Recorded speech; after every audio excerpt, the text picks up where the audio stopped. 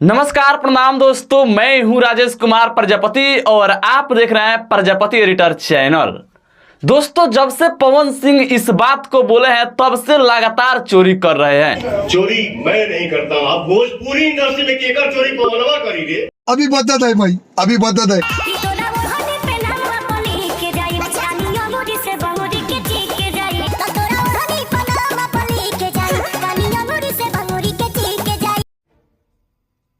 एक गलती हमसे हुई है जिसके लिए मैं क्षमा प्रार्थी हूँ। आज फिर पवन सिंह का एक गाने का टीजर को रिलीज किया गया है VYRL भोजपुरी से। उस टीजर को देखने के बाद पता चल रहा है कि एक गाने का म्यूजिक को कॉपी किया गया है और एक गाने का कॉपी किया गया है जो कि 6-7 साल पहले आया हुआ है। भूसे गोली में ना देवे कुकुर भुआ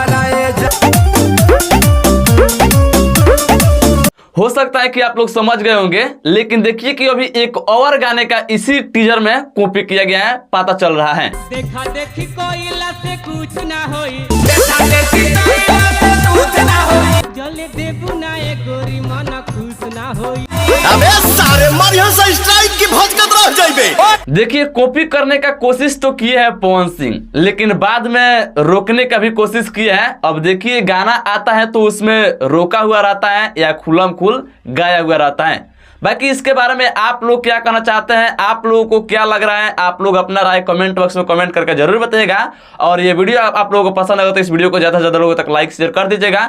चैनल पर नहीं तो सब्सक्राइब कीजिएगा और मैं मिलता हूं आप लोगों से नेक्स्ट वीडियो में। तब तक के लिए जय हिंद, जय भोजपुरी।